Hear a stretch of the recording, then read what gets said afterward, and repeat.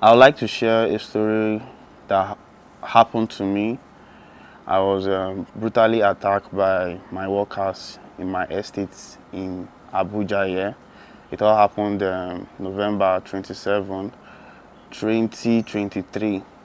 On that 27th November, it was the morning time.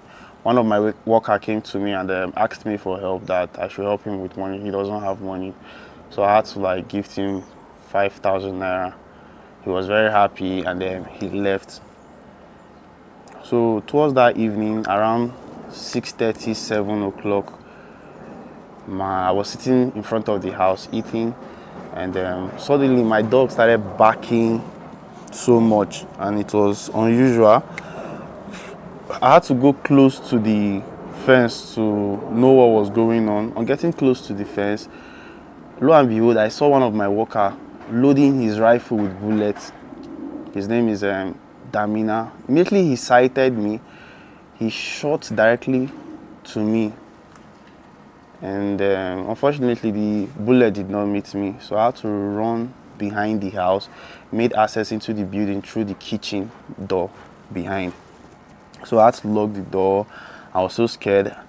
I told my brother that there's criminal in the house, that he should go and hide in my master bedroom, in the toilet there, while I made use of the manhole into the roof.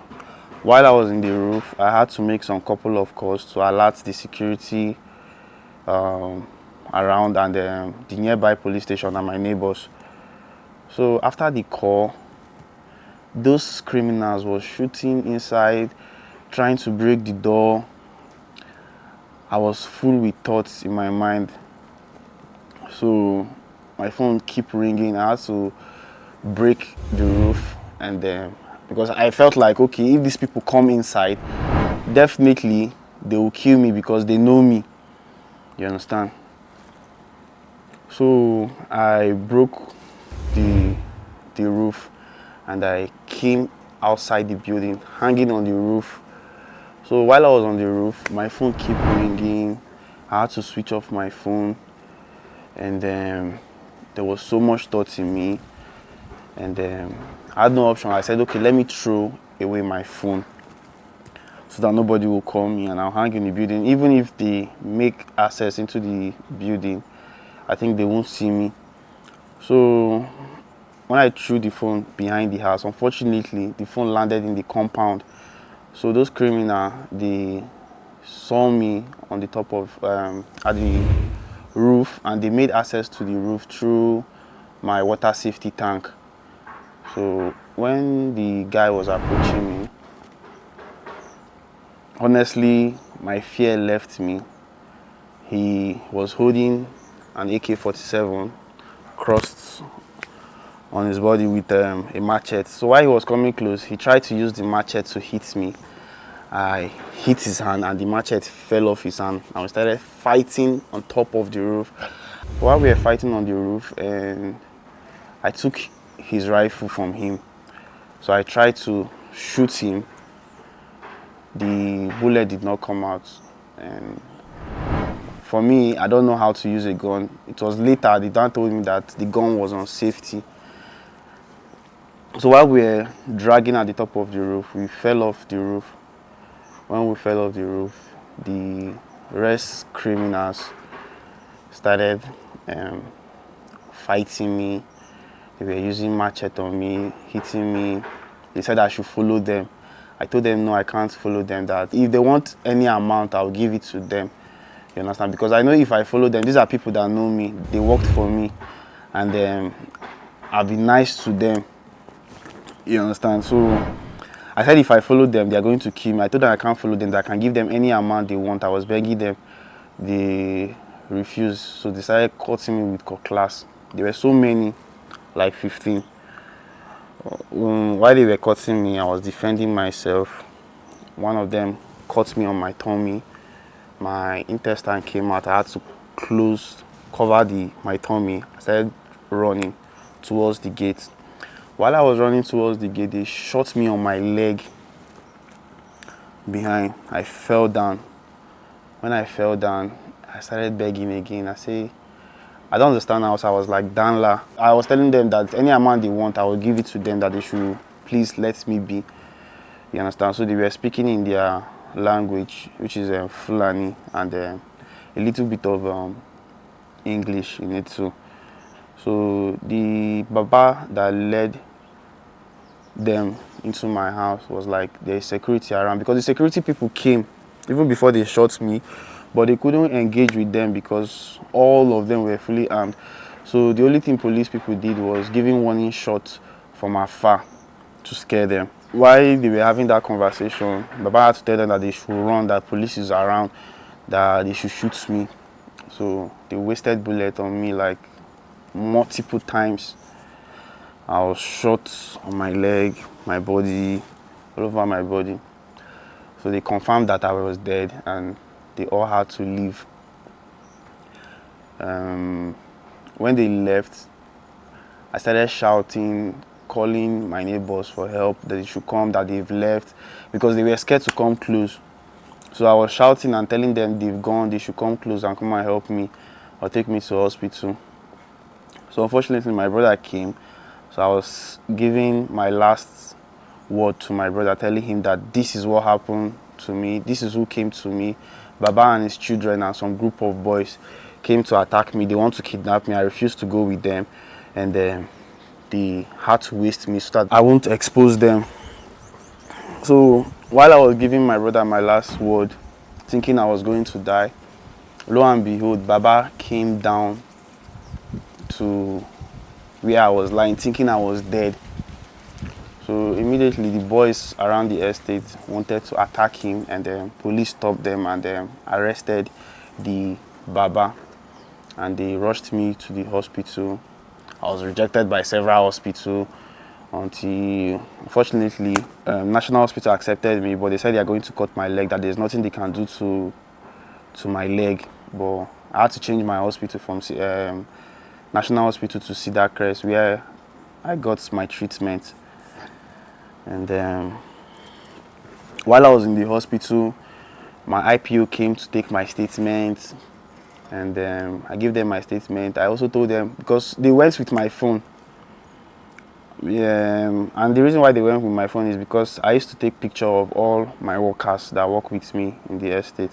So they went with my phone. So I had to log in my iCloud through another phone. I was giving the police officers their live location where they are, so that they can track them, of which they did not engage with the information I gave to them.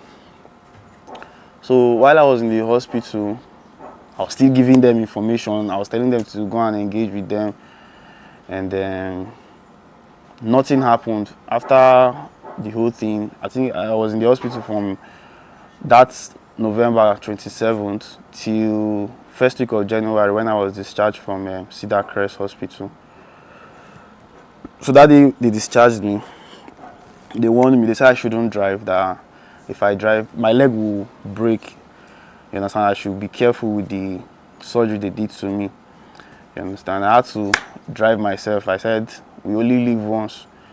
That day, I drove myself. I went to look for some boys, and I went to hunt some of the boys that came to attack me. So that day, I went to the estate. Those boys thought I was dead. I was able to get hold of one of the guy, and I arrested him. I picked him up with some group of boys. I handed him over to the Nigerian police for them to investigate and pick the rest people.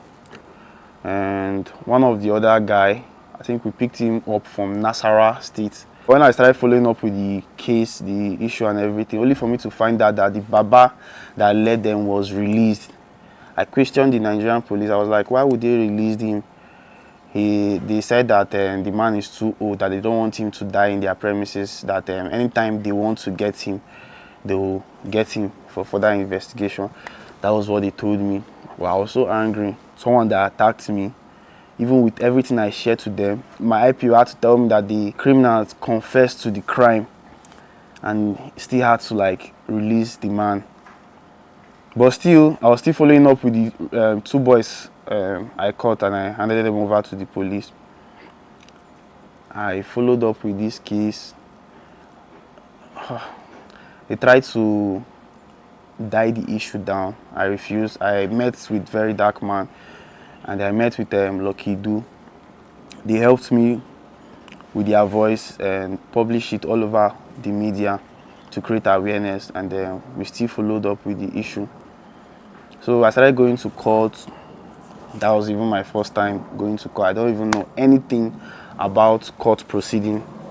Honestly, with what I saw from this my issue, our judiciary system is so corrupt, both the Nigerian police.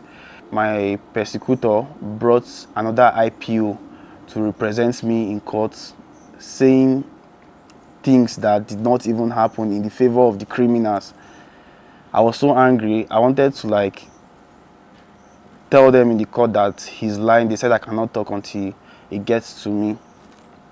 So the day they finally called me to the bar, I don't know how they call it. I'm not a lawyer. So through this my case, I'm learning a lot about Nigerian judiciary system. So they asked me a question. I told them that the IPO they brought to represent me or to give report on what happened, I don't know the IPO. He's not my IPO, you understand? My IPO name is Zachary. He's the one that is supposed to come and testify on what happened and the investigation he carried. I told them in the court that the criminal confessional statement was removed. They removed my x-rays, made it look like it was too fighting so that they can let go of the criminal or they settle the issues. I refused. I said no. I told them that I want to know the reason why they removed the confessional statement, and the IPO they brought to represent me is not my IPO. That day, my persecutor got angry after the court. He was yelling at me, saying all sorts of things, of which I did not listen. Even while I was going to the court, my phone rang in the court. They seized my phone. I begged. They gave it back to me. The other day I came to court, one of my friend's phone rang in the court. They seized the phone for months before they returned the phone back to him, just to frustrate me and for me to stop coming to court. But I said no, if I'm alive, I cannot be alive. The reason why God kept me alive is for me to expose all their evil deed. Because I started getting information how they operate in Abuja, because the person that gave me information on how I caught the first guy, the second guy even gave me information on how to get the whole people that attacked me. I gave all this information to the Nigerian police, of which they did not act on. The team that said that they want to help, they came. They said I'm rushing them, that if they want to do the case, that they will take their time, even if it's 2 years. Something happened to me, I have to wait for 2 years for me to get justice, even if it's 2 years that they are going to follow up with the case.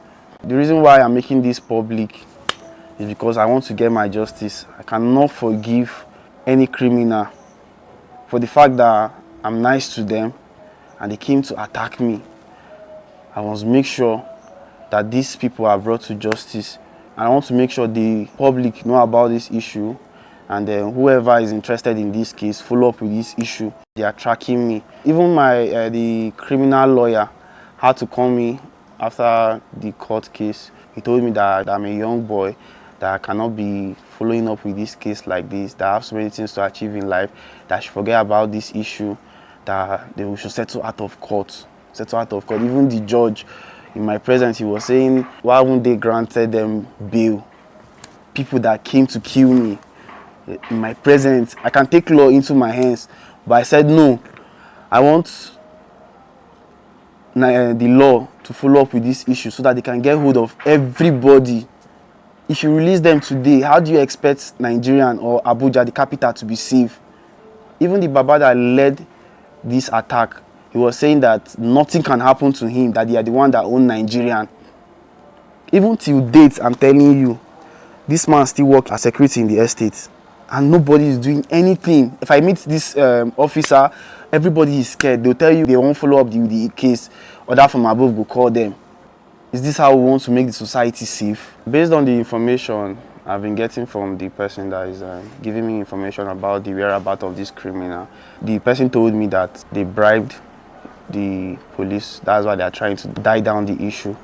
So for me, I want the human rights to come into this issue. So, and I also want the Nigerian police to properly do their investigation and get hold of all these criminals.